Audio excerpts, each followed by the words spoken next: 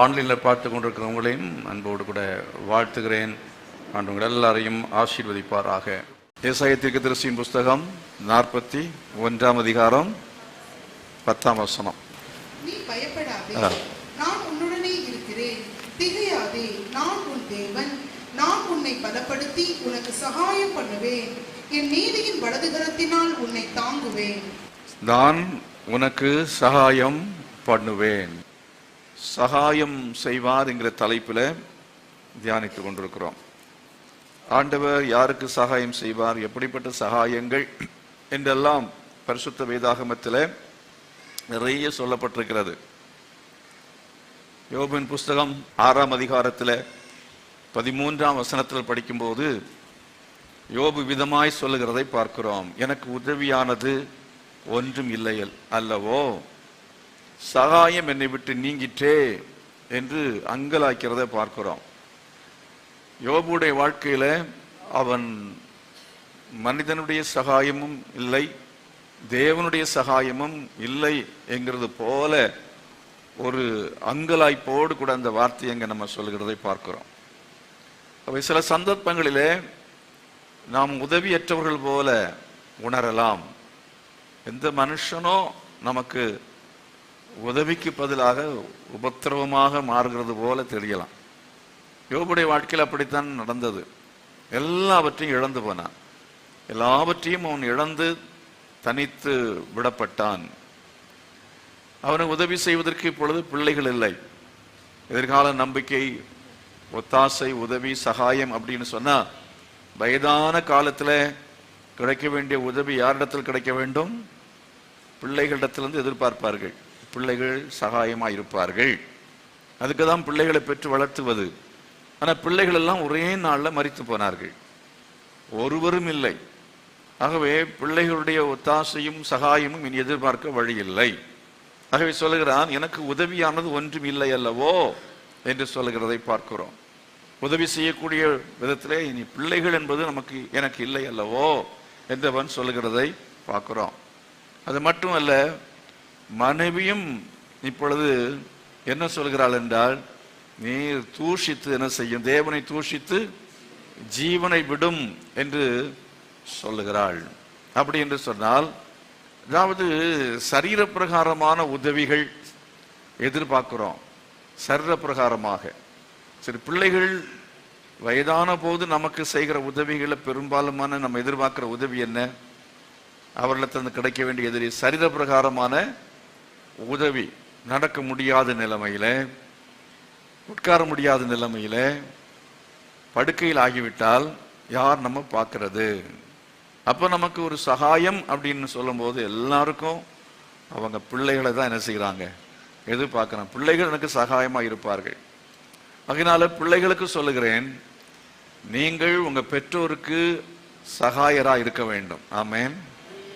நீங்க உங்க பெற்றோருக்கு சகாயரா இருக்க வேண்டியது ஏன் இருக்கணும்? ஏன் நாங்க இருக்கணுமா? இல்லைன்னா என்ன? மனுஷன் எதை விதைக்கிறானோ அதை என்ன செய்வான்? அறுப்பான். நீங்கள் உங்கள் பெற்றோருக்கு சகாயரா இருந்தால் உங்க பிள்ளைகள் உங்களுக்கு சகாயரா இருப்பார்கள். இல்லை என்றால் உங்க பிள்ளைகள் உங்களை என்ன செய்வார்கள்? கைவிடுவார்கள். உங்க பிள்ளைங்க உங்களுக்கு, உங்க பிள்ளைகள் உங்களுக்கு பிறகு போகிற பிள்ளைங்க, நீங்க திருமணமாகி உங்களுக்கு பிறகு பிள்ளைகள், உங்களுக்கும் ஒரு காலத்துல வயதாகும். வயதாகிற சமயத்துல உங்களுக்கும் சகாயம் தேவைப்படும். எனக்கு சகாயமே தேவையில்லை என்று ஒருவரும் சொல்ல முடியாது. இன்றைக்கு ஆரோக்கியமா இருக்கிற சமயத்துல நமக்கு சகாயம் தேவைப்படாமல் இருக்கலாம், உதவி தேவைப்படாமல் இருக்கலாம், ஒத்தாசை தேவைப்படாமல் இருக்கலாம், ஆதரவு தேவைப்படாமல் இருக்கலாம். ஆனால் ஒரு காலம் வரும்போது நமக்கு சகாயம் தேவைப்படும்.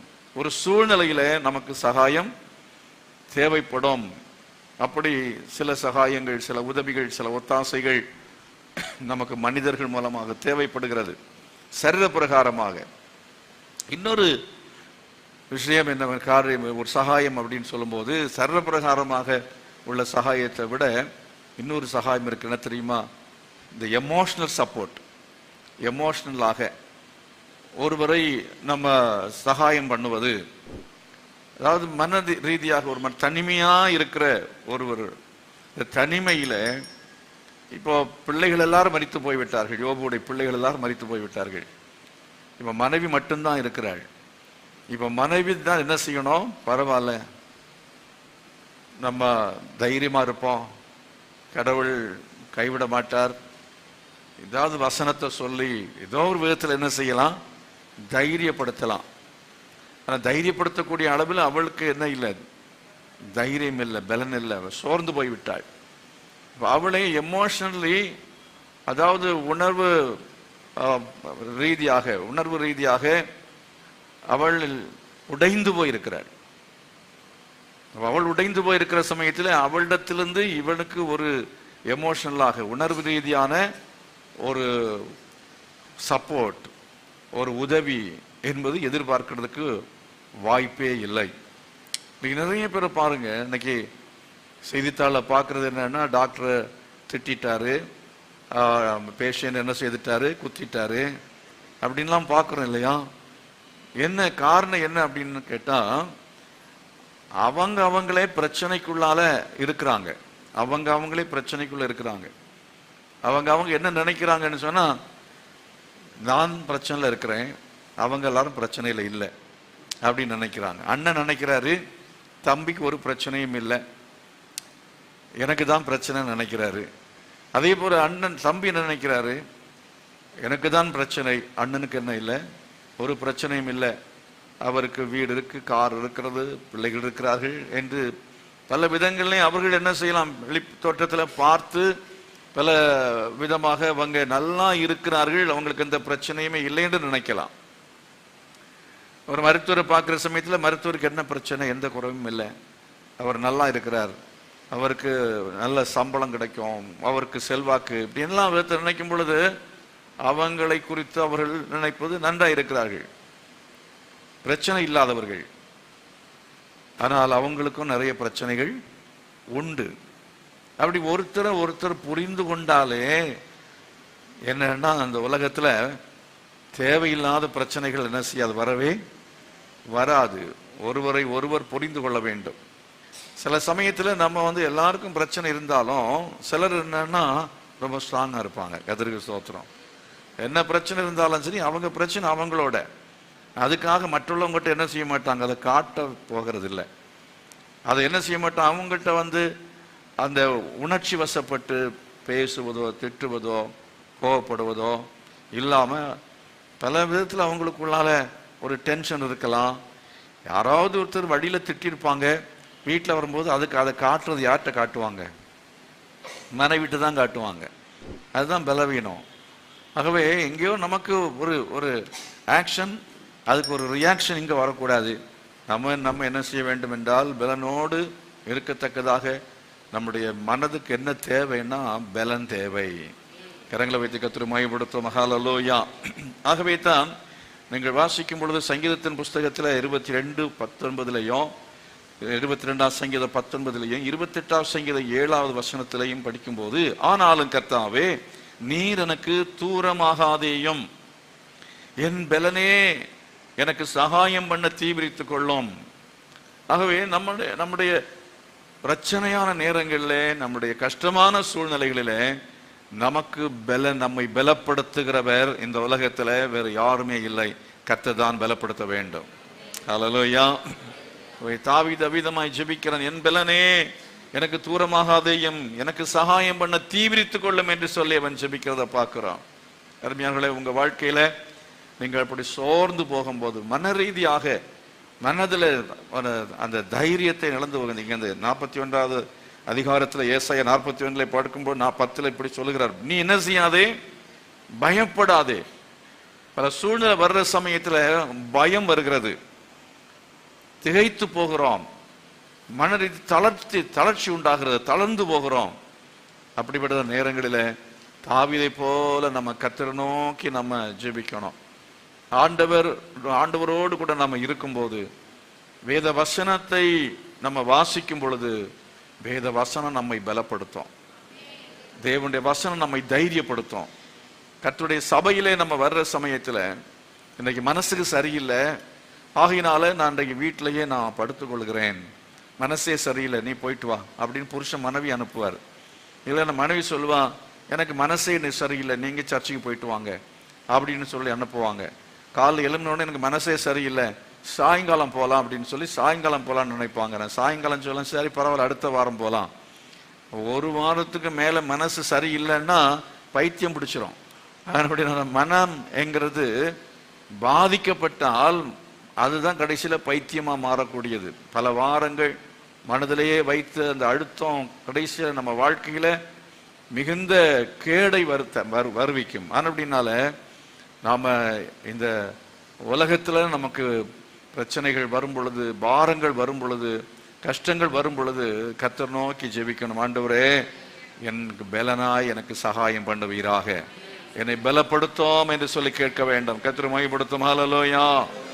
அது மாத்திரமல்ல, நாம் சங்கீதம் 40:13 படிக்கிற சமயத்தில் இன்னொரு சகாயத்தை பார்க்குறோம். பலன் என்கிற சகாயம் நம்முடைய ஆத்மாவுக்கு பலன் தேவை, நம்முடைய நம்முடைய மனதுக்கு ஒரு பலன் தேவை. இன்னும் 40:13 படிக்கிறோம், கர்த்தாவே என்னை விடுவித்தருளும், கர்த்தாவே எனக்கு சகாயம் பண்ண தீவிரியம். என்ன சகாயம்? விடுதலைங்கிற சகாயம். நமக்கு விடுதலை என்கிற சகாயம் தேவை. சில சமயத்தில் சில கஷ்டமான சூழ்நிலைகளுக்குள்ளாலே நம்ம இருக்கும் பொழுது அந்த கஷ்டத்திலிருந்து ஒரு விடுதலை வேணும். பொருளாதார பிரச்சனையாக இருக்கலாம், ஏதோ ஒரு சிக்கல்ல நம்ம மாட்டியிருப்போம் இல்லையா? விதமாக இருக்கும் பொழுது நம்ம அது ஆண்டவருடைய சகாயம் தான் தேவை. சில பிரச்சனையை சொல்லுவாங்க, என்ன சிக்கல்னு சொல்லுவாங்க, சும்மா யாருமே அதை தீர்க்க முடியாது, இடியாப்ப சிக்கல் அப்படின்னு சொல்லுவாங்க சிலர் இல்லையா?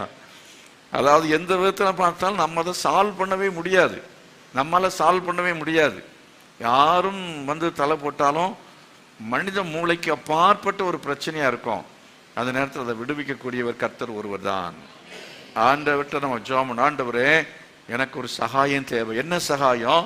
விடுதலை என்கிற எனக்கு சகாயம் தேவை, விடுதலை என்கிற சகாயம் எனக்கு தேவை. இந்த சூழ்நிலையிலிருந்து எனக்கு ஒரு விடுதலையை தாரும், இந்த பிரச்சனையிலிருந்து எனக்கு ஒரு விடுதலையை தாரும் என்று சொல்லி நம்ம கேட்கும் பொழுது கர்த்தர் நிச்சயமாய் நமக்கு சகாயம் செய்வார். எத்தனை பேர் விசுவாசிக்கிறீங்க? அது மட்டுமல்ல, நமக்கு அதாவது பாவத்தில் பாவ போராட்டம், சில தீய பழக்க வழக்கங்களில் இருக்கிற நமக்கு அதிலிருந்து விடுதலை தேவை, அதிலிருந்து நமக்கு விடுதலை தேவை. நீங்கள் எபிரேயர் நிருபத்தில் படிக்கிற சமயத்தில் அங்கே என்ன வாசிக்கிறீர்கள்? கிருபாசன தண்டையிலே சேர கடவோம் என்று சொல்லி பார்க்கிறோம். நம்முடைய பலவீனங்களை குறித்து பரிதபிக்க கூடாத பிரதான ஆசிரியர் நமக்கு இராமல் எல்லாவற்றிலையும் நம்மை போல் சோதிக்கப்பட்டும் பாவம் இல்லாதவராய் இருக்கிற பிரதான ஆசாரியரே நமக்கு இருக்கிறார். எபிரேயர் 4:15 16 நம்முடைய பலவீனங்களை குறித்து பரிதபிக்க கூடாத பிரதான ஆசாரியர் நமக்கு இராமல் எல்லா விதத்திலேயும் நம்மை போல் சோதிக்கப்பட்டும் பாவம் இல்லாதவராய் இருக்கிற பிரதான ஆசாரியரே நமக்கு இருக்கிறார். ஆதலால் அடுத்த வசனம் 16, ஆதலால் நாம் இரக்கத்தை பெறவும் ஏற்ற சமயத்தில் சகாயம் செய்யும் கிருபையை அடையவும் தைரியமாய் கிருபாசன தண்டையிலே சேர கடவோம். கரங்களை வைத்து கர்த்தரை மகிமைப்படுத்தும். ஹல்லேலூயா. ஆகவே கர்த்தருடைய சமூகத்திலே நாம் போய் விடுதலைக்காய் நம்ம கேட்கணும். ஆண்டவரே எனக்கு விடுதலை தாங்க, இந்த பாவத்தில் விடுதலையை தாரும் என்று சொல்லி நம்ம கேட்கும் பொழுது கர்த்தர் பாவங்களது நம்மை விடுவிப்பதற்கு வல்லமுள்ள தேவனாக இருக்கிறார். அப்போ நமக்கு பாவத்திலிருந்து நம்ம விடுதலைக்கு அவருடைய சகாயம் தான் தேவை. வேற யாரும் நமக்கு விடுதலை கொடுக்கவே முடியாது. வேற எந்த தெய்வமும் பாவத்திலிருந்து விடுதலை கொடுக்க முடியாது. கர்த்தர் உங்களுக்கு சகாயம் பண்ண எத்தனை பேர் விசுவாசிக்கிறீங்க? ஒரு குடியிலிருந்து விடுதலை வேணுமா, அவர் தான் சகாயம் பண்ணணும். வேறு ஒரு கெட்ட பழக்கமாக இருக்கலாம், பாவமாக இருக்கலாம், எந்த பாவமாக இருந்தாலும் அந்த பாவத்திலிருந்து நீங்கள் விடுதலை பெற முடியும். நீங்கள் இந்த விடுதலைக்காய் கர்த்தரை நோக்கி ஜெபிக்கும் பொழுது, கர்த்தாவே என்னை விடுவித்தருளும், கர்த்தாவே எனக்கு சகாயம் பண்ண தீவிரியும் என்று சொல்லி ஜெபிக்கும் பொழுது தாவீதுக்கு அவனுடைய சூழ்நிலைகளிலிருந்து, மோசமான சூழ்நிலையிலிருந்து, எதிரிகளுடைய கரத்திலிருந்தும் கர்த்தர் அவனுக்கு விடுதலை, அது மாத்திரம் சாத்தானுடைய இந்த பிடியிலிருந்தும் விடுதலை, பாவ கட்டுகளிலிருந்தும் விடுதலையை கர்த்தர் கொடுப்பதற்கு அவர் சகாயராய் இருக்கிறார். சங்கீதம் 46:5 படிக்கும் பொழுது, தேவன் அது நடுவில் இருக்கிறார், அது அசையாது, அதிகாலையிலேயே தேவன் அதற்கு என்ன செய்வார்? சகாயம் பண்ணுவார் என்று சொல்லி பார்க்கிறோம். தேவன் அது நடுவில் இருக்கிறார். எது நடுவில் இருக்கிறார்? ஒரு நதி உண்டு, அது நீர்க்கால் தேவனுடைய நகரத்தையும் உன்னதமான வாசம் பண்ணும் பரிசுத்த ஸ்தலத்தையும் சந்தோஷிப்பிக்கும். தேவன் அந்த நகரத்தின் நடுவிலே, தேவன் வாசம் பண்ணுகிற அந்த நகரத்தின் நடுவிலே அவர் இருக்கிறார். தேவன் வாசம் பண்ணுகிற இடத்திலே அங்கே அவர் நடுவிலே அவர் இருக்கிறார். கரங்களை வைத்து கர்த்தரை மகிமைப்படுத்துவோம். ஹல்லேலூயா. ஆகவே கர்த்தர் நம்முடைய இருதயத்தில் அவர் வாசம் பண்ணுகிறார். அவர் சியோனிலே வாசம் பண்ணுகிறார், பரலோகத்திலே வாசம் பண்ண மட்டும் இல்லை, நம்முடைய இருதயத்திலும் வாசம் பண்ணுகிறவர். இந்த இருதயத்தை சந்தோஷிப்பிக்கிறது என்ன தெரியுமா? அந்த நீர்க்கால்கள், பரிசுத்த ஆவியானவர். பரிசுத்த ஆவியானவர் அவருடைய அந்த ஜீவ நதி நமக்குள்ளே பாய்ந்து வரும் பொழுது நம்மை அவர் தான் சந்தோஷப்படுத்துகிறவராக இருக்கிறார். கர்த்தரை மகிமைப்படுத்துவோமா? ஏதேன் தோட்டத்தில் அங்கே தேவன் உலாவினது போல நம்முடைய இருதயத்திலையும் அவர் உலாவ வேண்டும் என்று சொல்லி விரும்புகிறார். ஆகவே நம்முடைய இருதயத்தில், அதாவது இயேசு கிறிஸ்துவை ஏற்றுக்கொண்ட கர்த்தருடைய பிள்ளைகளுடைய இருதயத்துக்குள்ளாலே அவர் இருதயத்தின் நடுவிலே அவர் இருக்க வேண்டும். ஹல்லேலூயா. நம்முடைய வாழ்க்கையின் மையத்தில் இருக்க வேண்டும். நம்முடைய வாழ்க்கையின் நடுவில் இருந்தால் அவர் சகாயம் பண்ணுவார். சிலரெல்லாம் அவங்க இருதயத்தில் ஒரு ஓரமாக வச்சிருக்காங்க. ஞாயிற்றுக்கிழமை மட்டும் அவரை என்ன செய்வார்கள்? நினைப்பார்கள். வேறு எந்த நாளிலும் நினைக்கிறதே இல்லை. அவரிடத்துல எந்த ஆலோசனையும் கேட்கிறதே கிடையாது. எந்த ஆலோசனையும் கேட்பதில்லை. ஒரு திருமணமா இருக்கட்டும், வேற எந்த ஒரு காரியமா இருக்கட்டும், அவர்கள் ஆண்டவருடைய சித்தத்தை தேடுவதில்லை. ஆண்டவரை அவர்கள் ஒரு ஓரமாக வைக்கிற சமயத்தில் ஆண்டவர் நிச்சயமாய் சகாயம் பண்ணவே மாட்டார். அவருக்கு நம்ம மிக மிக முக்கியமான ஸ்தானத்தை கொடுக்கணும். ஹல்லேலூயா. ஆண்டவருக்கு மிக முக்கியமான ஸ்தானத்தை என்ன செய்ய வேண்டும்? கொடுக்க வேண்டும். கர்த்தரை மகிமைப்படுத்துவோம். ஹல்லேலூயா. உதாரணமா சொல்லுகிறேன். நீங்கள் ஒரு நாள்ல காலையில எழும்பும் போது முதலாவது என்ன செய்யணும்? நம்ம ஆண்டவரை தேடணும். அதுதான் இங்க பார்க்கிறோம். அந்த சங்கீதம் 46:5 அதிகாலையிலே தேவன் அதுக்கு என்ன செய்வார்? சகாயம் பண்ணுவார். அந்த டைம் எப்படி, எவ்வளவு நேரம் கர்த்தருக்கு கொடுக்கிறோம், எந்த நேரத்தை கர்த்தருக்கு கொடுக்கிறோம். ஏதோ நம்ம என்ன செய்கிறோம், ஞாயிற்றுக்கிழமையில கொஞ்ச நேரம் உட்கார்ந்துட்டு போறோம். அது அல்லாம மற்ற நாட்கள்ல நாம் ஆண்டவருடைய சமூகத்தில் தினந்தோறும் காலையில தேவ சமூகத்தில் நம்ம ஜெபிக்கணும், மாலையில ஜெபிக்கணும். எவ்வளவு அதிகமா ஜெபிக்கிறோமாம். இப்ப சாப்பிட்ற நேரத்தில் என்ன செய்யணும்? சாப்பாட்டுக்கு முன்னால உட்கார்ந்து அப்பவும் ஜெபிக்க வேண்டும். ஒரு பிரயாணம் புறப்படுகிறோம். பிரயாணம் புறப்படும் பொழுது நாங்கள் வீட்டில இறங்கும் பொழுதும் வீட்டுக்குள்ள ஜெபம் பண்ணிட்டு, அப்புறம் வாகனத்தில் ஏறும்போது வாகனத்திலையும் உட்கார்ந்து ஒரு ஜெபம் பண்ணுவோம். அவ்விதமாக நம்ம, அதாவது எப்போதும் கர்த்தர் எக்காலத்திலும் ஸ்தோத்திரிப்பேன், அவர் துதி எப்போதும் என் வாயில் இருக்கும், எப்போதும் அவரை நினைக்கணும், எப்போதும் அவரை என்ன செய்யணும்? நினைக்க வேண்டியது அவசியமாக இருக்கிறது. ஆகவே நம்ம அவர் கொடுக்கிறதான நேரத்தில் முக்கியத்துவம் கொடுக்க வேண்டும். நம்முடைய பணத்தில் அவருக்கு முக்கியத்துவம் கொடுக்க வேண்டும். ஆண்டவருக்கு நம்ம என்னன்னா எல்லாம் செலவு பண்ணுவோம். ஆனால் அதே வேளை கர்த்தருடைய ஊழியம் அப்படின்னு வரும்போது, கர்த்தருடைய ஊழியத்திற்காக நமக்கு உரியவைகளில் பிரதானமான முதலாவது தசம பாகத்தை எடுத்து ஒருத்தர் வைக்கிறாருன்னா, அவர் சம்பளம் வந்த உடனே சிலர் என்ன பண்ணுவாங்கன்னா தசம பாகத்தை எடுத்து முதல்ல எடுத்து வைப்பார்கள். இல்லைன்னா முதலாவது தசம பாகத்தை அனுப்புவார்கள் பேங்குக்கு, திருச்சபையினுடைய அக்கௌண்ட்டுக்கு அனுப்பிடுவாங்க. இதெல்லாம் நம்ம எதை காட்டுது என்று சொன்னால், நாம் கர்த்தருக்கு முக்கியத்துவம் கொடுக்கிறோம். ஆமென். ஹல்லேலூயா. எல்லாத்துக்கும் கொடுத்துட்டு கடைசியாக மிச்சம் இருந்தால் அதை கொண்டு என்ன செய்யறோம்? ஞாயிற்றுக்கிழமையில காணிக்கையா ஒரு 5 ரூபா 10 ரூபா போடுறோம். அதுவும் என்னன்னா அப்படி எடுத்து பார்ப்போம். எடுத்து பார்க்குற சமயத்தில் எந்த நோட்டு கிழிஞ்சு போயிருக்கோ அதை என்ன செய்வோம்? போடுவோம். அதாவது நமக்கு ஆண்டவர் என்ன கொடுத்துருக்கா பாருங்க, நல்ல ஹார்ட் கொடுத்துருக்காரு, நல்ல கிட்னி எல்லாம் வேலை செய்யுது இல்லையா? ஒரு கிட்னிக்கு என்ன விலை கொடுக்கணும் தெரியுமா? ஒரு கிட்னி போயாச்சுன்னு சொன்னா, லிவருக்கு 25 லட்சம் கூட கேட்பாங்க. 25 lakhs ஒரு லிவர் டிரான்ஸ்பிளான்டேஷனுக்கு 25 lakhs, சில 35 lakhs, இப்படின்னு எல்லாம் ஆகிறது. இப்போ ஹார்ட்டை கூட என்ன செய்கிறாங்க, ஆர்டிஃபிஷியலாக ஹார்ட்டு கண்டுபிடிச்சிருக்காங்களாம். அதெல்லாம் வந்து என்னன்னா லட்சங்கள் கோடிகள் என்று என்ன செய்கிறது, ஒரு உறுப்பு போனால் நமக்கு எவ்வளவு செலவாகிறது இல்லையா? ஆனால் ஆண்டவர் நமக்கு எவ்வளவு காற்று ஃப்ரீயாக கொடுக்குறார். டெல்லியில் காற்றுக்கு வழி இல்லாமல் தடுமாறுறாங்க. டெல்லியில் காற்றுக்கு பிரச்சனை, காற்று இல்லை, காற்று சுவாசிக்கிறது காற்றுக்கு பிரச்சனையாக இருக்கிறது. போதுமான ஆக்சிஜன் அங்கே இல்லை, சுத்தமான காற்று இல்லை. ஒவ்வொருத்தருக்கும் வந்து என்னன்னா தண்ணி பாட்டில் மாதிரி எல்லாருக்கும் கொஞ்சம் ஒரு 100 கிராம் காற்றுக்கு என்ன விலை அப்படின்னு சொல்லி கொடுத்தா எவ்வளவு காற்று வாங்குவீங்க? எப்படி சுவாசிக்க முடியும்? ஆண்டவர் நமக்கு இலவசமாய் காற்று கொடுத்திருக்கிறார், இலவசமா மழையை கொடுக்கிறார். தண்ணி என்ன தோண்டுனா தண்ணி வருகிறது, இல்லை பைப்பை திறந்தா தண்ணி வருகிறது. வரவில்லை என்றால் யோசித்து பாருங்க என்ன நம்ம நிலைமை எப்படி இருக்கும். ஆகவே ஆண்டவர் நமக்கு தண்ணீரை இலவசமாய் கொடுத்திருக்கிறார், காற்றை கொடுத்திருக்கிறார், நமக்கு அவயவங்களை கற்றுக் கொடுத்திருக்கிறார். அப்படி இருக்கிறதான சமயத்தில் நாம் என்ன செய்ய வேண்டும் என்று சொன்னால் நன்றி உள்ளவங்களா இருக்க வேண்டும். கர்த்தர் மகிமைப்படுத்துவான். ஆகவே ஆண்டவருக்கு முதலாவது நம்ம எடுத்து என்ன செய்யணும், அவரு கொடுக்க வேண்டியது நம்ம கொடுக்கிறோம்னா கர்த்தர் நம்முடைய நடுவில் வாசம் பண்ணுவார். ஆமென். அவரை நாம முக்கியப்படுத்துகிறோம் என்று சொல்லி அர்த்தம், முக்கியப்படுத்துகிறோம் என்று சொல்லி அர்த்தம். கர்த்தருக்கு கொடுக்கிற காரியத்துல நம்ம எப்படி இருக்கிறோம் என்கிறது மிக மிக முக்கியமான காரியம். கரங்களை வைத்து கர்த்தர் மகிமைப்படுத்துவோமா? அப்போ பணம் என்கிறது எல்லாம் நம்ம நடுவில் இருக்க வேண்டியது, கர்த்தர் நம்முடைய நடுவில் இருக்கணும். பணத்தை கர்த்தர் கூட தருவார். முதலாவது தேவராஜ்யத்தையும் நீதியும் தேடுங்கள், அப்பொழுது இவைகள்லாம் உங்களுக்கு என்ன செய்யப்படும், கூட கொடுக்கப்படும் என்று சொல்லி இருக்கிறது. அவர் நம்முடைய நடுவிலே இருக்கிறாரா? அல்லேலூயா.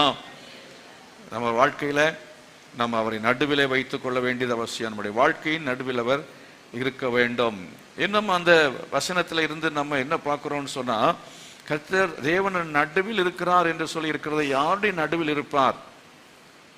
உங்களுக்கு எல்லாருக்கும் தெரிந்த ஒரு வசனம், என் நாமத்தினால நீங்க இங்கே நீங்கள் 2 பேரோ 3 பேரோ கூடி இருக்கிறீர்கள், அவர் நடுவில் இருக்கிறேன்.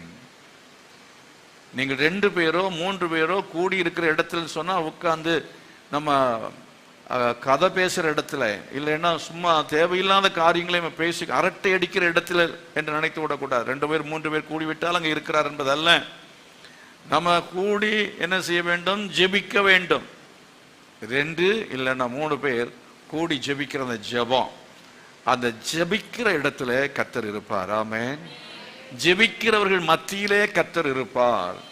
ஆகவே நம்ம ஜெபம் பண்ணணும். நம்ம ஜெபிக்கிறவர்கள் மத்தியில கர்த்தர் இருப்பார். இன்னும் ஒன்று என்னவென்றால், அதாவது நீங்க வாசித்து பாருங்க, ஏசாயா தீர்க்கதரிசியின் புஸ்தகத்துல 12ஆம் அதிகாரம் 6ஆம் வசனத்துல வாசிக்கும் பொழுது, ஆராதிக்கிறவர்கள் நடுவிலே அவர் இருக்கிறார். ஆராதிக்கிறவர்கள் நடுவிலே அவர் இருக்கிறார். வாசிங்க பார்க்கலாம். சீயோனில் வாசமாய் இருக்கிறவளே, நீ சத்தமிட்டு கெம்பீரி, இஸ்ரவேலின் பரிசுத்தர் உன் நடுவில் அவர் பெரியவராய் இருக்கிறார். முந்தின வசனம், கர்த்தரை கீர்த்தனம் பண்ணுங்கள், அவர் மகத்துவமான கிரியைகளை செய்தார். ஆராதனையின் நடுவிலே கர்த்தர் இருக்கிறார். ஆராதிக்கிறோட நடுவிலே கர்த்தர் இருக்கிறார். Praise the Lord. ஹல்லேலூயா. எங்க சரியான ஆராதனை இருக்கோ அந்த இடத்துல கர்த்தர் இருப்பார். ஆமென். ஆராதிக்கிறவர்களுடைய நடுவிலே அவருடைய வாழ்க்கையிலே அவர் முக்கியமான நபராக இருந்து செயல்படுவார். ஆமென். எத்தனை பேர் விசுவாசிக்கிறீங்க? ஆராதனை என்று சொல்கிற சமயத்தில் சில காரியங்களை சீக்கிரமா நம்ம பார்க்கலாம். எப்படி நம்ம ஆராதிக்க வேண்டும் அந்த வசனத்திலேயே நம்ம கம்பீரமா என்ன செய்ய வேண்டும்? ஆமா, கம்பீர சத்தத்தோடு ஆராதனை இருக்க வேண்டும். சங்கீதம் 95:1 படிக்கும் பொழுது கம்பீரமாய் பாடி நம்ம ஆண்டவரை என்ன செய்யணும்? ஆராதனை செய்ய வேண்டும். பாட்டுகள் பாடுகிற சமயத்துல நம்ம பாட்டை கம்பீரமா பாட வேண்டுமா? அந்த மாதிரி பாட்டுகள்லாம் நம்ம இப்போ சபையில பாடுகிறோமா? கொயர் பாடுறாங்க, இங்க நடத்துறவங்க பாடுறாங்க, நீங்க எத்தனை பேர் கம்பீரமா பாடுறீங்க? எத்தனை பேர் கம்பீரமா? அந்த கம்பீரமான பாட்டுகள்லாம் இப்ப நம்ம குறைஞ்சு போச்சு. இப்போ முன்காலங்களில் என்ன அப்படின்னு பார்த்தீங்கன்னா, இந்த மாதிரிலாம் இப்போ என்னன்னா, இங்கே ஆராதனை நடத்துவாங்க, கீழே ஃப்ளோரில் நிற்கிறவங்க கை வைத்து என்ன செய்வாங்க, அப்படியே கையை மட்டும் அசைச்சு பார்த்துட்டு இருப்பாங்க. நம்ம எல்லாரும் அப்படி தான் பண்ணுறோம். இப்போ பாட்டை கேட்குறோம், சில டைமில் கொஞ்சம் வாய் கொஞ்சம் அசையும். இவங்களுக்கெல்லாம் தெரியாத வாய்ப்பு இல்லை. இந்த பெந்தேகோஸ்தே மூமெண்ட் ஆரம்பித்த காலங்களில் நான் தான் ரட்சிக்கப்பட்ட காலங்களிலையும் அந்த நாட்கள்லையும் உள்ள இந்த ஆராதனை கொஞ்சம் வித்தியாசமாக இருக்கும். எப்படின்னா, இந்த கீபோர்டெல்லாம் கிடையாது, இந்த ட்ரம்னுவாங்க, கொட்டுன்னுவாங்க, அதை அடிக்க வேண்டியது. டேமர்னு அடித்து இந்த கொட்டை வேகமாக அடிக்கணும். அதை வேகமாக அடித்து பாடி நான்லாம் எத்தனையோ கிழிச்சிருக்கேன் சோத்திரம் அடித்து. ரொம்ப ஆவேசம் வந்துச்சுன்னா, அதுக்கு பிறகு கம்பீரம் வந்துச்சுன்னா, அதுக்கு பிறகு கை அங்கே சவுண்டு எல்லாம் பாடுவாங்களா, எல்லாம் சவுண்டு ரொம்ப போடும்போது இது எவ்வளவு அடித்தாலும் சவுண்டு வராது. ஏன்னா அங்கே ஃப்ளோரில் உள்ள சவுண்டு ஓவராக இருக்கும். ஆகவே அந்த சவுண்டுக்காக நான் என்ன செய்ய வேகமாக அடிக்கும்போது கடைசியில் பிஞ்சிரும். அது மாதிரி டேமர்னு அடித்து ஆரம்பத்தில் சவுண்டாக இருக்கும், அப்புறம் எல்லாரும் ஆவியில் நிரம்புவாங்க, அந்நிய பாஷை பேசுவாங்க, அந்நிய பாஷையில் பாடுவாங்க. அப்போ என்னன்னா, அந்த டேமர்னு வேகமாக அடித்து அது கிழிஞ்சு போயிடும். அந்த மாதிரி ஆராதனை செய்ததான காலங்கள் ஞாபகத்துக்கு வருகிறது. அந்த நாட்களில் கர்த்தர் என்ன செய்வார்னா, வல்லமையாய் அசைவாடினார், கிரியை செய்தார்.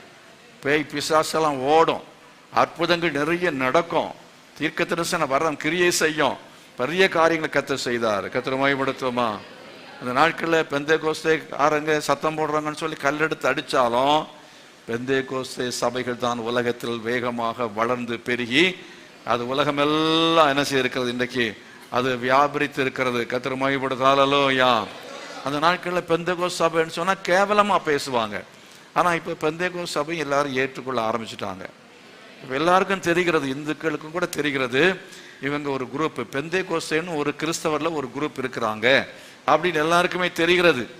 அவங்களுக்கு என்ன பேரு, அல்லேலூயா கோஷ்டின்னு பேரு இல்லையா? இவங்க சத்தம் போடுறவங்க, அல்லேலூயா போடுறவங்க அப்படின்னு சொல்லி. ஆகவே எந்த மாதிரி நம்ம சத்தமாய் கர்த்தரை நம்ம ஆராதிக்கணும். சத்தமா கர்த்தரை என்ன செய்யணும், ஆராதிக்க வேண்டும். வசனம் சொல்ல கம்பீரமாய் பாடி. அப்ப அந்த கம்பீரமாய் பாடுவது என்பது இன்னொரு அர்த்தம் என்னன்னா, 100வது சங்கீதத்துல 2வது வசனம் 4வது வசனத்தை படிச்சு பாருங்க. 100வது சங்கீதம். மகிழ்ச்சி, கம்பீரமாய் பாடுகிறது. ஒரு மகிழ்ச்சி வரும் பொழுதுதான் கம்பீரமா பாட முடியும். தேவ சமூகத்துல நம்ம வருகிற சமயத்துல நம்ம மகிழ்ச்சி, எந்த மகிழ்ச்சி, எதனால மகிழ்ச்சி? அவர் நமக்கு செய்த நன்மைகளை நாம் நினைக்கும் பொழுது அதனால உண்டாகிறதான ஒரு கம்பீர சத்தம், ஒரு மகிழ்ச்சியின் சத்தம், ஒரு மகிழ்ச்சியின் ஆரவாரம். அதை நீங்க பாருங்க போது 1 சாமுவேல் 2வது அதிகாரத்துல நீங்க அந்த அன்னாள் அவள் என்ன செய்கிறாள், பாடுகிறாள். பாடுறத பாருங்க. 1 சாமுவேல் 2ஆம் அதிகாரம் 1வது வசனத்திலிருந்து படித்து, அந்த வசனம் நிறைய இருக்கிறது, 1-2 படிக்கலாம். அப்பொழுது அன்னாள் ஜெபம் பண்ணி, என் இருதயம் கர்த்தருக்குள் என்ன செய்கிறது, களி கூறுகிறது, என் கொம்பு கர்த்தருக்குள் உயர்ந்திருக்கிறது, என் பகைஞருமே என் வாய் திறந்திருக்கிறது என்று சொல்லி கீழே அந்த வசனங்கள்லாம் நீங்க தொடர்ந்து வீட்டில் போய் படிச்சு பாருங்க. அவள் அதை ஒரு பாட்டா பாடுறத பார்க்கிறோம். கர்த்தரை மகிமைப்படுத்துவோமா? அதே போல செங்கடலை விட்டு ஆண்டவர் செங்கடலை பிளந்து இஸ்ரவேல் ஜனங்களை அக்கறைப்படுத்தினார். எகிப்தின் ஜனங்கள் செங்கடலில் என்ன செய்தார்கள், அவர்கள் அமிழ்ந்து போனார்கள். பின்தொடர்ந்து வந்த எதிரிகள் மடிந்து போனார்கள். இஸ்ரவேலரை கர்த்தர் என்ன செய்தார், அந்த செங்கடலை பிளந்து அற்புதமாய் மறுகரையில சேர்த்தார். மாபெரும் அற்புதம்.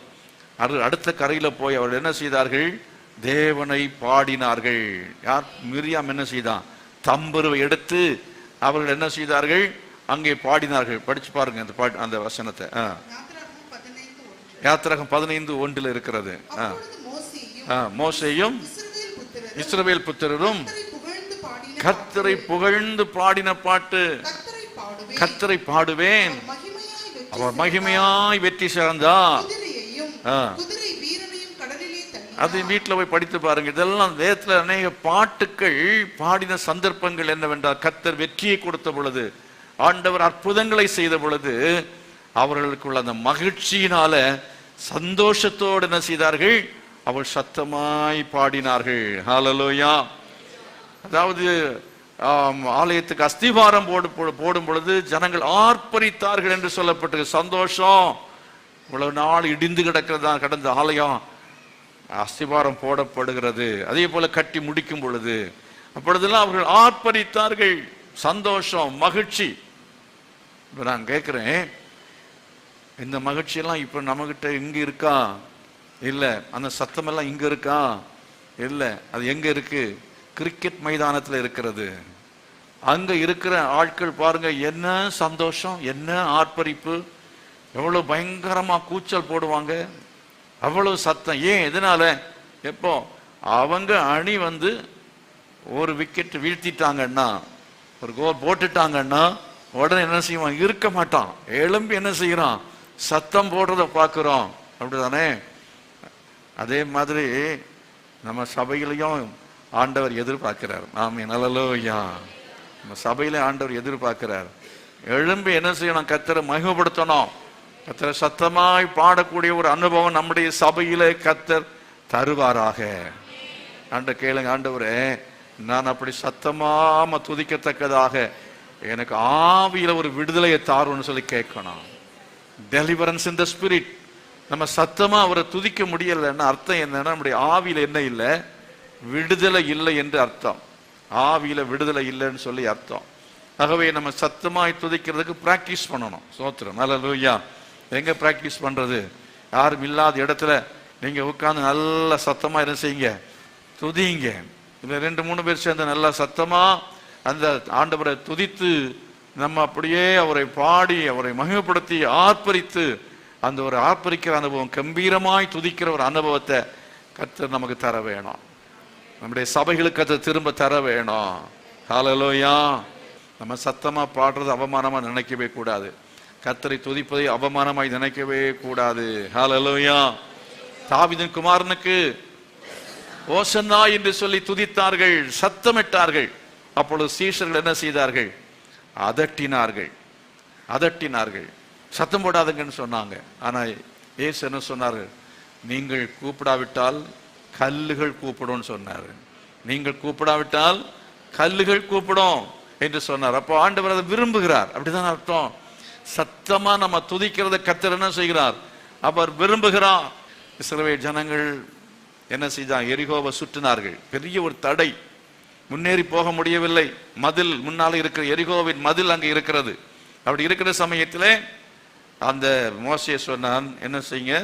சுத்தி வா. கர்த்தர் மோசையின் மூலமா சொல்றாரு, இங்க சுத்துங்க, அப்படி சுற்றி வாங்க, அமைதியா வாங்கன்னா அமைதியா அப்படியே சுற்றி நடந்தார்கள். அமைதியா சுற்றி நடந்தார்கள். அப்ப சுத்தி நடந்தாங்கன்னா அர்த்தம் என்னன்னா, அமைதியா ஜெபம் பண்ணாங்கன்னு அர்த்தம். கர்த்தருக்கு ஸ்தோத்திரம். ஜெபிக்கும் பொழுது அமைதியா ஜெபிக்கிறதுலயும் பவர் இருக்கு. ஹல்லேலூயா. அமைதியா அவங்க ஜெபம் பண்ணாங்க. 6 நாள் அப்படியே அமைதியா பேசாம நடந்து வந்தார்கள். 7ஆம் நாள் என்ன செய்தார்கள்? ஆர்ப்பரித்தார்கள். அவங்க சத்தம் போட்டாங்க. அணி அணியாய் போகிறவர்கள் சத்தமிட்டார்கள், துதித்தார்கள், சத்தமாய் ஆர்ப்பரித்தார்கள். அந்த ஆர்ப்பரித்த உடனே அப்போ வாழ்க்கையில ஜெபம் இல்லாம 6 நாளும் நல்ல ஜெபம் பண்ணாதான் 7ஆம் நாள் சத்தம் போட முடியும். 6 நாள் ஜெபம் பண்ணாதவனுக்கு 7ஆம் நாள் சத்தம் வரவே வராது. பிரைஸ் எல்லாம். ஹல்லேலூயா. நீ சத்தம் போடு. சத்தம் எங்க சத்தம் வரும்? இங்க எல்லாம் கட்டி வச்சிருக்கான்ல பிசாசு, வாயை கட்டி வச்சிருக்கிறானே, வாயை திறக்க முடியவில்லையே. ஏன்?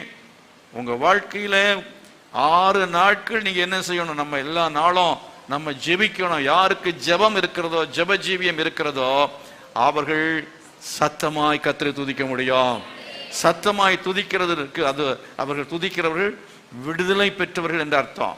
அவங்களுக்கு விடுதலை இருக்கிறது என்று சொல்லி அர்த்தம். நல்ல சத்தமா துதிக்கிற இடத்துல பிசாசு ஆடுகிறத பார்த்திருக்கீங்களா? நல்ல ஸ்தோத்திரம் பண்ற இடத்துல, நல்ல துதிக்கிற சுதியின் சத்தம் எழும்புகிற சமயத்துல கர்த்தர் அங்கே வாசம் பண்ணுகிறார். சாத்தான் ஓடி போகிறான். பிசாசுக்கு அங்க இருக்கவே முடியாது. பிசாசின் கட்டுகள் அவிழ்க்கப்படுகிறது. எரிகோ கோட்டை என்ன செய்தது? 7ஆம் நாள்ல தகர்ந்தது, உடைந்தது. அது மகா பெரிய கோட்டை. அந்த கோட்டைக்கு மேலதான் அதாவது ராகாப் என்கிற வேசி என்ன செய்திருந்தாள்? ஒரு வீட்டையே கட்டி வச்சிருந்தான். அந்த மேலே அந்த மதிலுக்கு மேலே அப்படின்னா அது 2 அடுக்காக இருந்தது. மேலே வந்து அகலமாக இருந்ததுதான். அவ்வளோ பெரிய ஒரு மதில். அந்த மதிலுக்கு மேலே ஒரு வீடுன்னா அப்போ எப்படி இருந்திருக்கும் பாருங்க. அவ்வளோ பெரிய ஒரு மதில், அந்த வலிமையான ஏதோ அப்படிப்பட்டதான உறுதியான அந்த மதில் இடிந்தது. ஹல்லேலூயா. உங்களுக்கு விரோதமாக பிசாசு எப்படிப்பட்ட பயங்கரமான எரிகோ கோட்டைகளை போட்டிருந்தாலும் அவைகளெல்லாம் உடைந்து போகும். எப்ப நான் கர்த்தரை நாம் கம்பீரமாய் துதிக்கும் பொழுது, கம்பீரமாய் பாடும் பொழுது, கம்பீரமாய் ஆர்ப்பரித்து அவருடைய நாமத்தை நாம் உயர்த்தும் பொழுது, கரங்களை கொட்டி கர்த்தரை மையப்படுத்தும். ஹல்லேலூயா. ஆமென். இப்போ நமக்கு என்னன்னா சிம்பிளா எப்படி மாத்திட்டோம்னா கை கொட்டுறதுல நிறுத்திட்டோம்.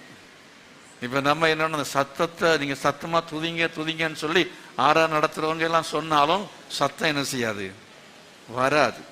இப்போ சத்தம் வராதனால எப்படியோ ஒரு சத்தத்தை உண்டாக்குறதுக்கு எல்லாம் கைகளை கொட்டுவோன்னு சொன்னா கைகளை கொட்டி நிறுத்திடுவீங்க. எப்படி எங்களுக்கும் எல்லாம் ஒரு திருப்தி, என்ன சத்தம் வந்துச்சு அவ்வளவுதான். இந்த ஆர்டிஃபிஷியல் சத்தம் இது செயற்கையான ஒரு சத்தம்.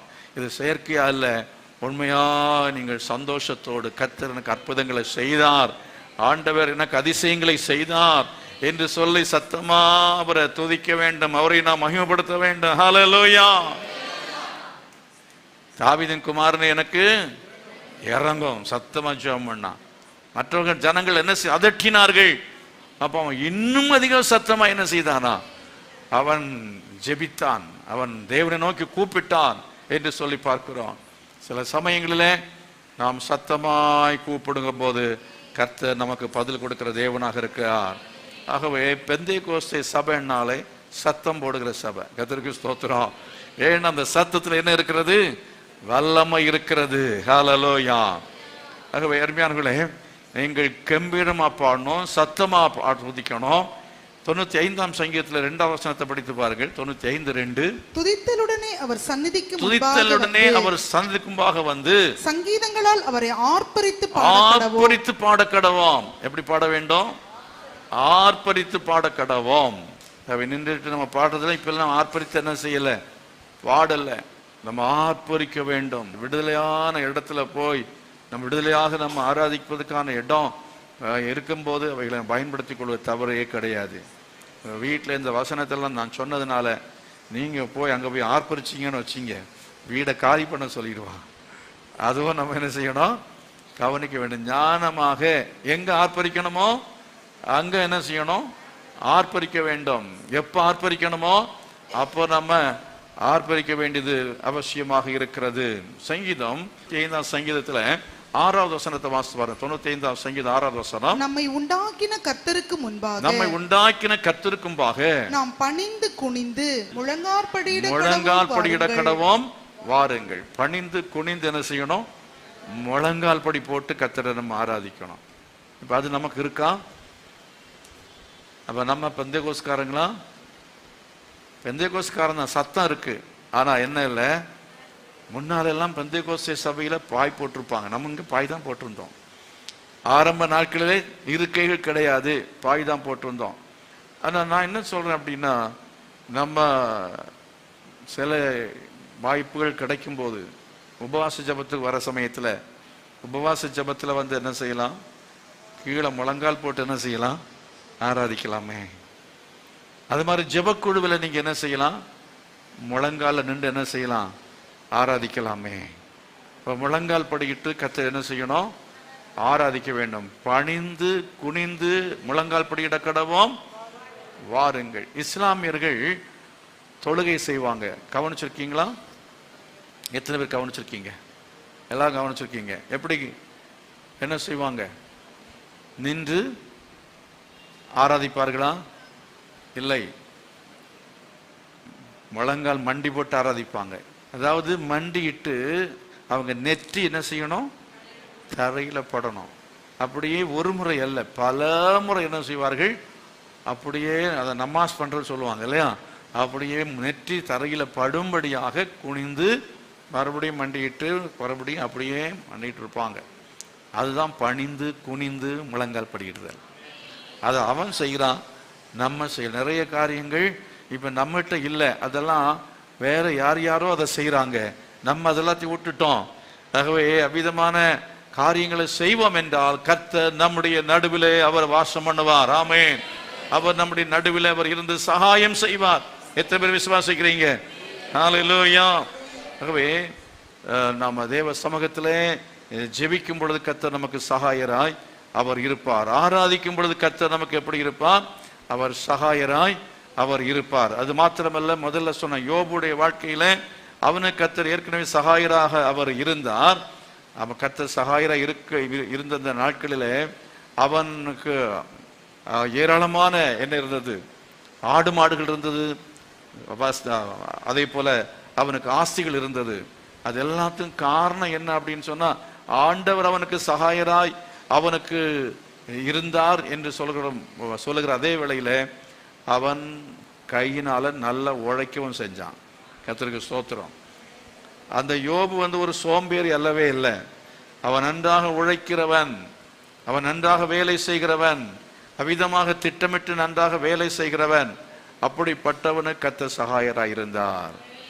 உங்க வாழ்க்கையில என்னுடைய வாழ்க்கையிலையும் சோம்பேறியா இருந்தவனா கர்த்தர் நமக்கு எந்த விதத்திலையும் சகாயரா இருக்கவே மாட்டார். நம்ம என்ன செய்யணும்? சுறுசுறுப்பா வேலை செய்யணும், கடினமா என்ன செய்யணும்? உழைக்கணும். அவன் சொல்றான், யோபு என்ன சொல்றான் தெரியுமா? நான் யாருடைய பொருளையும் இச்சித்து என்ன செய்யவில்லை, எடுத்துக்கொள்ளவில்லை. யோபின் புஸ்தகத்தில் அது இருக்கிறது. யோபின் புஸ்தகத்துல 31 அதிகாரம் 31வது அதிகாரம் 1வது வசனத்தை வாசித்து பாருங்க. என் கண்களோட உடன்படிக்கை பண்ண நான் ஒரு கன்னிகையின் மேல் நினைப்பாயிருப்பது எப்படி? அவன் ஒரு பரிசுத்தமான ஒரு வாழ்க்கை, அவனுடைய கண்களை அவன் பரிசுத்தமாக அவன் காத்து கொண்டவன். கண்களோடு உடன்படிக்கை பண்ண நான் ஒரு கன்னிகையின் மேல் நினைப்பாயிருப்பது எப்படி? அது யார் நினைச்சிட்டு இருப்பான் கன்னிகையின் மேல? வாலிபர்களுக்கு சொல்லுகிறேன், நீங்க படிக்கிற காலத்து எப்பவும் சரி, இந்த காதல் அப்படிங்கிறவன் எப்பவுமே படிப்பை நினைக்க மாட்டான். அவன் என்ன செய்வான்? ஒரு கன்னிகை நினைத்து கொண்டே இருப்பான். அதே போல திருமணம் ஆனவர்களுக்கும் அந்த நினைப்பு இருக்கலாம். அந்த மாதிரி நினைக்கிறவர்கள் மனைவியை நினைச்சிட்டு இருந்தா தப்பு கிடையாது, கர்த்தருக்கு ஸ்தோத்திரம். ஆனா எல்லாத்துக்கும் மேல நம்ம இந்த வசனத்திலிருந்து கற்றுக்கொள்ள இன்னொரு விஷயம் என்னன்னா, நம்ம எப்பவுமே நினைப்பா இருக்கிறது கர்த்தரை பற்றி இருக்கணும். எப்பவுமே நம்ம நினைப்பு யாரை பற்றி இருக்கணும்? இயேசு எப்போ வரப்போறாரோ, இயேசு வருவார், அவருடைய வருகையை நினைத்து கொண்டே இருக்க வேண்டும். கரங்களை செய்து கர்த்தரை மகிமைப்படுத்துவான். யோபு அதை நினைத்து கொண்டிருந்தான். யோபு, என் மாம்சம் எல்லாம் அழிந்து போன பாடு நான் என்ன செய்வேன்? என் மீட்பரை நான் என்ன செய்வேன்? காண்பேன் அப்படின்னு சொல்றான். அதாவது ஒரு வழிந்து போனாலும், நான் சரீரத்திலே இல்லாம போனாலும் என் மீட்பரை ஒரு நாள் நான் காண்பேன். அந்நிய கண்களை என் கண்கள் என்ன செய்யும்? காணும் என்று சொல்லி சொன்னார். இயேசு கிறிஸ்துவை நான் தரிசிப்பேன். அவர் வருவார். எப்பவுமே அவரை பற்றிய நினைப்பாகவே இருக்க வேண்டும். அவர் என்னோடு கூட இருக்கிறார் என்கிற நினைவு நமக்கு இருக்க வேண்டும். எத்தனை பேர் நீங்க அப்படி நினைக்கிறீங்க? நான் தனிமையா இல்லை, ஆண்டவர் என்னோட கூட இருக்கிறார், கர்த்தர் என்னோடு கூட இருக்கிறார். நான் தனிமையா இருந்தாலும் அவர் என்னோடு கூட இருக்கிறார் எங்க நினைச்சோம்னா நம்ம எந்த பாவமும் தவறும் செய்யவே மாட்டோம். கர்த்தர் காண்கிறார், நீர் என்னை காண்கிற தேவன் என்று சொல்லி ஆகார் சொன்னா பாருங்க. ஆகவே கர்த்தர் என்னை காண்கிறார் என்று அவரை பற்றிய நினைவினால் நம்ம நிறைந்து இருக்க வேண்டியது அவசியமா இருக்கிறது. கரங்களா செய்து கர்த்தரை மகிமைப்படுத்துமா? கன்னிகையின் மேல் நினைப்பல்ல, வேற ஏதோ சினிமா மேல நினைப்பல்ல. சீரியல் எப்போ சீரியல் வரும், நான் போன உடனே எந்த சினிமாவை பார்க்கலாம், சில சினிமா பற்றியே நினைப்போ. சில ஆட்களுக்கு சில நடிகரை பற்றியே நினைப்போ. நடிகரை பற்றி நினைச்சு நடிகர் எல்லாத்தையும் என்ன செஞ்சிருப்பான்? பச்சை குத்தி வச்சிருப்பான். நடிகரை பற்றியே நினைச்சிட்டு இருப்பான். சில நபர்கள் போட்டோ, யாரு போட்டோ வச்சிருப்பான், மனைவி போட்டோ, புருஷன் போட்டோ வச்சிருப்பாங்க. தப்பு கிடையாது, அதை வைக்கிறது தப்பே கிடையாது. ஏன்னா இயேசு கிறிஸ்துவ போட்டோவை நம்ம வைக்கிறதுங்கிறது நம்ம செய்கிறது இல்லை. ஆகவே உங்களுடைய வாலெட்ல, உங்க பர்ஸ்ல மனைவி போட்டோ இருக்கட்டும், பிள்ளைங்க போட்டோ இருக்கட்டும், அதை நினைங்க. ஹல்லேலூயா. கர்த்தரை முதல்ல நினைங்க, அடுத்தது மனைவியை நினைங்க, அப்புறம் பிள்ளைகளை நினைங்க. அப்புறம் பாஸ்டர் நினைங்க. சோத்திரம், ஹல்லேலூயா. அப்படிலாம் நம்ம நினைக்க வேண்டியவங்களை என்ன செய்யணும்? நினைக்க வேணும். உங்க அப்பா அம்மாவை என்ன செய்யணும்? நினைக்கணும். ஹல்லேலூயா. நினைக்க வேண்டியவைகளை நினைக்க வேண்டும். நினைக்க வேண்டாத்ததை நினைச்சிட்டு உட்கார்ந்துருந்தோம்னா அவன் சொல்றான் யோபு, அப்பொழுது உன்னதங்களில் இருந்து தேவன் அளிக்கும் பங்கும் உன்னதத்திலிருந்து சர்வர் கொடுக்கும் சுதந்திரமும் கிடைக்குமோ? மாறுபாடானவனுக்கு ஆபத்தும் அக்கிரம செய்கைக்காரருக்கு ஆக்கினையும் அல்லவோ கிடைக்கும். மாறுபாடாய் ஜீவிக்கிறவன் அவனுக்கு என்ன கிடைக்கும்? ஆக்கினை கிடைக்கும், ஆபத்து வரும் என்று சொல்லி பார்க்கிறோம். இந்த கீழே நீங்க படிக்கிற சமயத்துல 9வது வசனத்துல படிக்கிறீங்க. அதாவது, என் மனம் யாதொரு ஸ்திரீயின் மேல் மயங்கி அயலானுடைய வாசலை நான் எட்டி பார்த்தது உண்டானால் அப்பொழுது என் மனைவி வேறொருவனுக்கு மாவரைப்பாளாக, வேற்று மனிதர் அவள் மேல் சாய்வார்களாக என்று அவர் சொல்லுகிறார். 13ஆம் வசனத்தில் படிக்கும்போது, என் வேலைக்காரனானாலும் என் வேலைக்காரியானாலும் என்னுடைய வழக்காடும் போது அவர்கள் நியாயத்தை நான் அசட்டை பண்ணி இருந்தால் என்று அவர் அசட்டை பண்ணவில்லை. இனி 16ஆம் வசனம், எளியவர்கள் வாஞ்சித்ததை நான் கொடாதிருந்து விதவையின் கண்களை பூத்து போக பண்ணி தாய் தகப்பனில்லாத பிள்ளை என் ஆகாரத்தில் சாப்பிடாமல் நான் ஒருவனாய் சாப்பிட்டதுண்டோ? இப்படி நிறைய சொல்லிக்கிட்டே வர பாருங்க. நன்மையான காரியங்களை செஞ்சிருக்கிறார், நியாயமா சம்பாதிச்சிருக்கிறார், பரிசுத்தமா வாழ்ந்திருக்கிறார். ஆனால் அவருடைய வாழ்க்கையில சோதனை வந்தது. அவர் எனக்கு உதவியானது ஒன்றும் இல்லை அல்லவோ, சகாயம் என்னை விட்டு நீங்கிட்டே என்று சொல்லி அவன் மிகவும் வியாகுலப்பட்டாலும் வேதனைப்பட்டாலும் கர்த்தர் அவனுக்கு சகாயராயிருந்தார். ஆண்டவர் ஒரு நாள் அவன் என்ன செய்தார்? அவன் எல்லா விதமான வியாதியிலிருந்தும் சுகமாக்கினார். எல்லா சொத்துக்களையும் திரும்ப கொடுத்தார், பிள்ளைகளை திரும்ப கொடுத்தார். இரட்டிப்பான ஆசீர்வாதம் அவனுக்கு உண்டாயிற்று. ஹல்லேலூயா. ஒருவேளை உங்க வாழ்க்கையில நீங்கள் கைவிடப்பட்டது போல உணரலாம், உதவி யாரும் செய்யாதது போல உணரலாம். கர்த்தர் ஒருவேளை அவர் கைவிட்டாலும், இமைப்பொழுது உன்னை கைவிட்டேன், ஆனால் உருக்கமான இரக்கங்களால் உன்னை சேர்த்துக் கொள்வேன் என்று கர்த்தர் சொல்லுகிறார். ஹல்லேலூயா. நீ பயப்படாதே, திகையாதே, நானும் தேவன், நான் உன்னை பலப்படுத்தி உனக்கு என்ன செய்வேன்? சகாயம் பண்ணுவேன் என்று கர்த்தர் சொல்லி. எத்தனை பேர் விசுவாசிக்கிறீங்க? கர்த்தர் நமக்கு சகாயராக இருந்து நமக்கு சகாயம் செய்கிறவர். கடைசியா சில காரியங்களை சீக்கிரமா சொல்லி நான் முடிக்கிறேன். அதாவது ஏசாயா 30:7 படிக்கும் பொழுது, எகிப்தியர் சகாயம் பண்ணுவது வியர்த்தமும் வீணுமாம், ஆகையால் சும்மா இருப்பது அவளுக்கு பலன் என்று அதற்காக கூறுகிறேன். அதாவது பொறுமையோடு கூட கர்த்தருடைய சமூகத்தில் காத்திருக்க வேண்டும், அவசரப்படக்கூடாது. அவசரப்படாம இருந்தா கர்த்தர் நமக்கு ஏற்ற காலத்திலே சகாயம் செய்வார், ஏற்ற காலத்தில் சகாயம் செய்வார். அவருக்கு ஒரு காலம் உண்டு, ஒரு நேரம் உண்டு, அந்த நேரத்தில் கர்த்தர் சகாயம் செய்வார். இங்கே ஆபிரகாமுடைய வாழ்க்கையிலே ஆகார் மூலமாக பிள்ளை பெற்றான். அது கர்த்தரால் வந்த சகாயம் அல்ல. ஆகவே அது பிள்ளை பேராக இருக்கட்டும், இல்லை திருமணமாக இருக்கட்டும், வேறு எந்த ஒரு காரியமாக இருக்கட்டும், கர்த்தர் குறித்த வேலையா இருக்க வேண்டும். ஹல்லேலூயா. ஆண்டவருடைய சகாயம், அதை நீங்கள் என்ன செய்ய வேண்டும்? பெற்றுக்கொள்ள வேண்டும். என்றால் அவசரப்பட்டு சில காரியங்களை நம்ம செய்து என்ன செய்கிறோம்? பணத்தை கொடுத்து வேலையை வாங்கிடுவோம், லஞ்சத்தை கொடுத்து வேலையை வாங்குறோம். ஆனால் பொறுமையா இருந்து ஆண்டவர் கொடுத்து அவர் கொடுக்கறத நம்ம பெற்றுக்கொள்ளக்கூடிய ஒரு பொறுமை நமக்கு இல்லாமல் போகும்போது பணம் போய் கடைசியில் என்ன செய்கிறோம்? நம்முடைய வாழ்க்கையில ஏமாற்றம் உண்டாகிறது.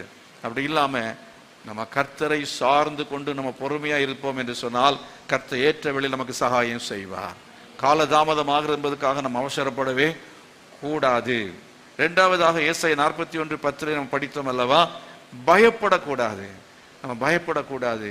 என்ன நடக்குமோ ஏதாகுமோ, கர்த்தர் கைவிட்டு விடுவாரோ என்று சொல்லி நாம பயப்படாதபடிக்கு என்ன செய்ய வேண்டும் என்று சொன்னால் ஆண்டவர் சகாயம் பண்ணுவார். ஹல்லேலூயா.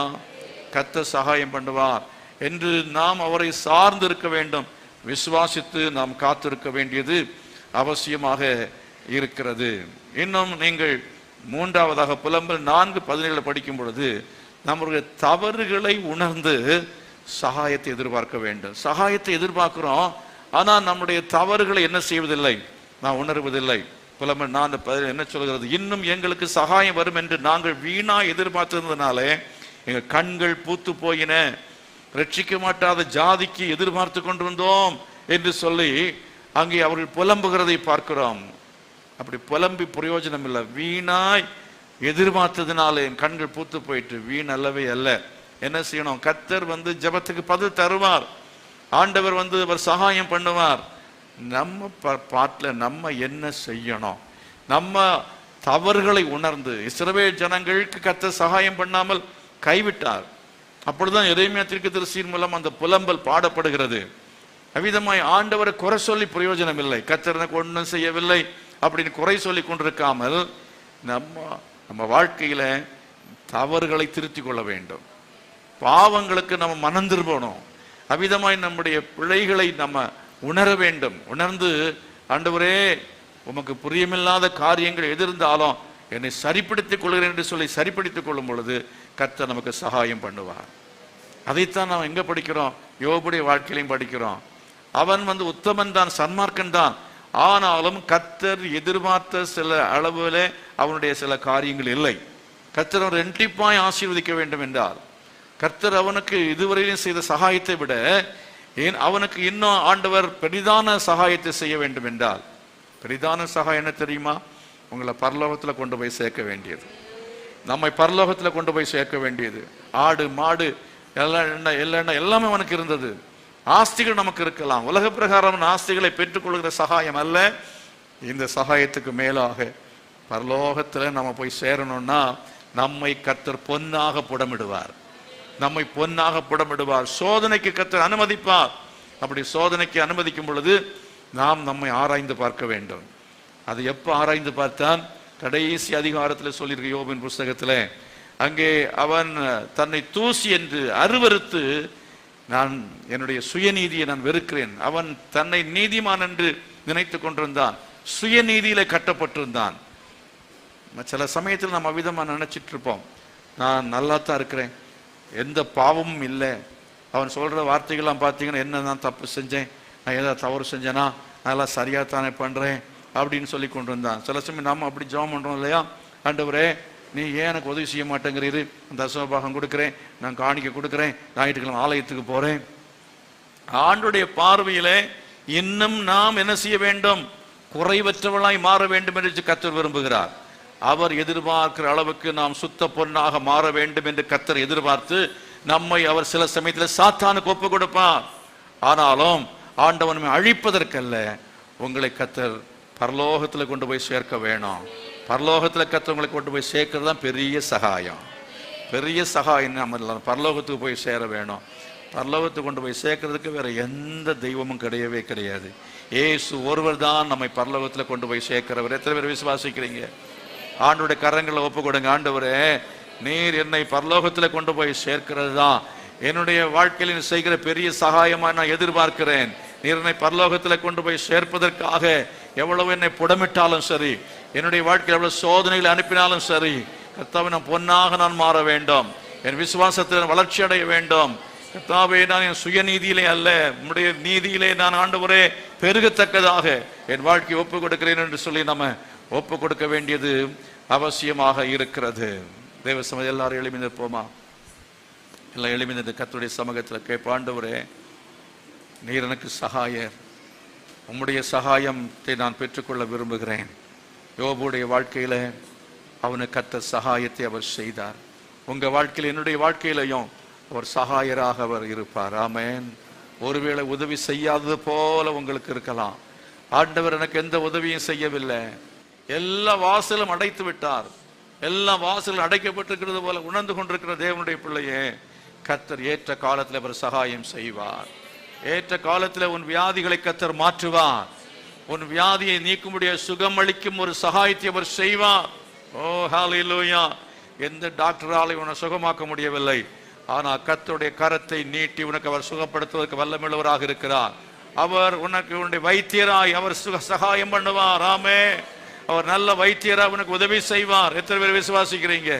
யார் யாருடைய சரீரத்தில் வியாதி இருக்கிற, என்ன பிரச்சனை இருக்கிறது, எல்லாம் அழிந்து போனாலும் சரி, அவர் திரும்ப ரெட்டிப்பாய் கொடுக்க வல்லமை உள்ளவராய் இருந்த தேவன் உங்க வாழ்க்கையிலையும் நம்முடைய வாழ்க்கையிலேயும், பொருளாதாரத்தில் எவ்வளவு தூரமாய் நீங்கள் கடன்ல இருந்தாலும் சரி, எல்லாம் அழிந்து போயிருந்தாலும் சரி, எல்லாம் நஷ்டப்பட்டு போயிருந்தாலும் சரி, கர்த்தர் பொருளாதாரத்திலே சகாயம் பண்ணுவதற்கு ஒரு வல்லமுள்ள தேவன். எத்தனை பேர் விசுவாசிக்கிறீங்க? என் ஆண்டவர் எனக்கு உத்தியோகத்தை கொடுப்பார், என் ஆண்டவர் நல்ல வேலையை கொடுப்பார், நல்ல வருமானத்தை கொடுப்பார், என்னுடைய கஷ்டமெல்லாம் தீரும், என்னுடைய கவலை எல்லாவற்றுக்கு ஒரு முடிவு கர்த்தர் உண்டாக்குவார். ஓ, விசுவாசத்தோடு கரங்களை வைத்து, ஆண்டவரே நீர் என் வாழ்க்கையில சகாயராயிருப்பீராக, என் சகாயராயிருப்பீராக, சகாயராயிருப்பீராக. ஓ ஹல்லேலூயா. ஆண்டவர் அந்த பிள்ளைகளுக்கு, இறந்து போன பிள்ளைகளுக்கு பதிலாக மிகவும் அழகுள்ள பிள்ளைகளை கொடுத்தார். ஹல்லேலூயா. கர்த்தர் உனக்கு பிள்ளைகளை கொடுத்து சகாயம் பண்ணுவார். ஆமென். கர்த்தர் உனக்கு பிள்ளைகளை கொடுப்பதற்கு ஒரு வல்லமுள்ள தேவன். இஸ்ரவேலை காக்கிறவர் உறங்குவதும் இல்லை, தூங்குவதும் இல்லை. ஹல்லேலூயா, ஹல்லேலூயா, ஹல்லேலூயா. Glory to Jesus. Amen.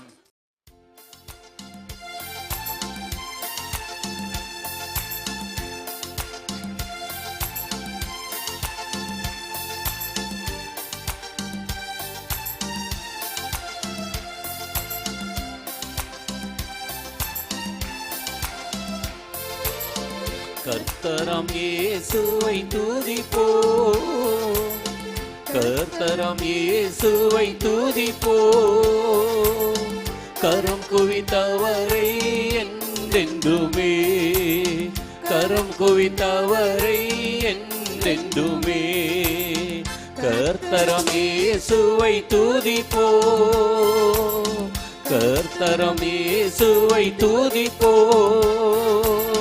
கரம் குவித்தவரை என்றென்றுமே, கரம் குவித்தவரை என்றென்றுமே. சென்ற நாட்களெல்லாம் சீர்கரத்தாலே, சென்ற நாட்களிலெல்லாம் சீர்கரத்தாலே. சேர்த்தவர் கண்மணி போலனைத்தாரே, சேர்த்தவர் கண்மணி போலனைத்தாரே. திருப்பதமலரென்றும் துதித்திடுவோம், திருப்பதமலரென்றும் துதித்திடுவோம். கர்த்தராம் இயேசுவை துதிப்போம், கர்த்தராம் இயேசுவை துதிப்போம். கரம் குவித்தவரை என்றென்றுமே, கரம் குவித்தவரை என்றென்றுமே. சோதனையால் உள்ளம் சோர்ந்திட்ட வேளையில், சோதனையால் உள்ளம் சோர்ந்திட்ட வேளையில். சொரிந்தனரே பெலன் கிருபையில் நிலைக்க, சொரிந்தனரே பெலன் கிருபையில் நிலைக்க. தூயனை துதித்தென்றும் வாழ்த்திடுவோம், தூயனை துதித்தென்றும் வாழ்த்திடுவோம்.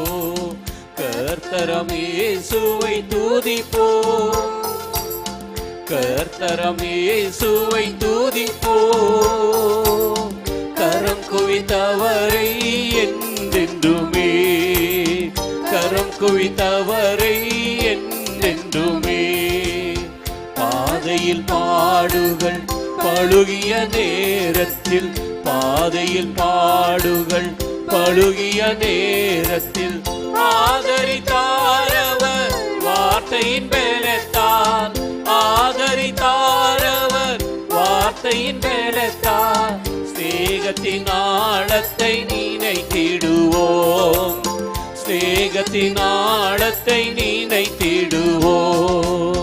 கர்த்தராம் இயேசுவை துதிப்போம், கர்த்தராம் இயேசுவை துதிப்போம்.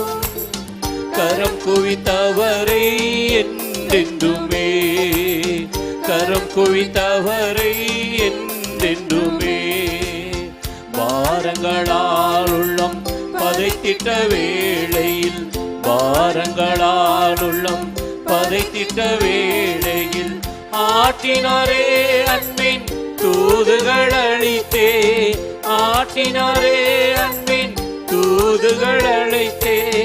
அண்ணலை துதித்து நாம் பாடிடுவோம், அண்ணலை துதித்து நாம் பாடிடுவோம். கர்த்தராம் இயேசுவை துதிப்போம், கர்த்தராம் கர்த்தரம் இயேசுவை துதிப்போம். கரம் குவித்தவரை என்றென்றுமே, கரம் குவித்தவரை என்றென்றுமே. பாதையில் பாடுகள் பழுகிய நேரத்தில், பாதையில் பாடுகள் பழுகிய நேரத்தில் ஆதரித்தாரவர் வார்த்தையின் பெறத்தால், ஆதரித்தாரவர் வார்த்தையின் பெறத்தால். ஸ்நேகத்தின் ஆழத்தை நினைத்திடுவோம், ஸ்நேகத்தின் ஆழத்தை நினைத்திடும். சேர்ந்து பாடுவோம். கர்த்தரம் இயேசுவை துதிப்போம், கர்த்தரம் இயேசுவை துதிப்போம். கரம் குவித்தவரை என்றென்றுமே, கரம் குவித்தவரை என்றென்றுமே. பாரங்களால் உள்ளம் பதைத்திட்ட வேளையில், பாரங்களால் உள்ளம் பதைத்திட்ட வேளையில் ஆற்றினாரே அன்பின் தூதுகள் அளித்தே, ஆற்றினாரே அன்பின் தூதுகள் அளித்தே.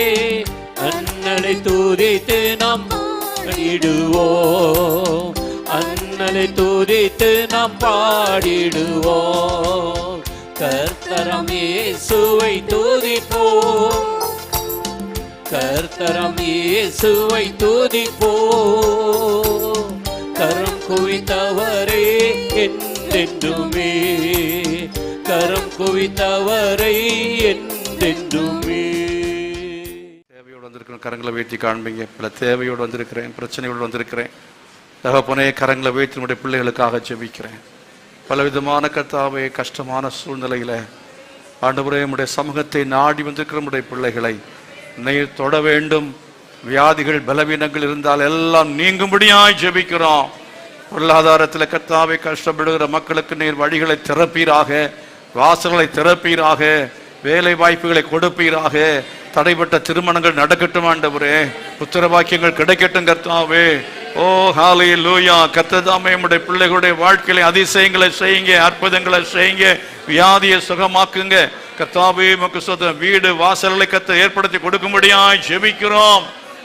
கர்த்தாவுடைய பிள்ளைகளை ஆசீர்வதிக்க வேணும், நீ பாதுகாத்துக் கொள்ள வேண்டும், வழிநடத்த வேண்டும். இயேசுவின் நாமத்தில் பிதாவே, ஆமென். நம்முடைய கர்த்தராய் இருக்கிற இயேசு கிறிஸ்துவின் கிருபையும் பிதாவாகிய தேவனுடைய அன்பும் பரிசுத்த ஆவியானுடைய அந்யோன்யமும் சமாதான பாதுகாவலும் நாம் அனைவரோடும் சகல பரிசுத்தவான்களோடு கூட இன்றும் இன்றைக்கு நிலைத்திருப்பதாக. ஆமென். God bless you. கர்த்தர் உங்களை ஆசீர்வதிப்பாராக.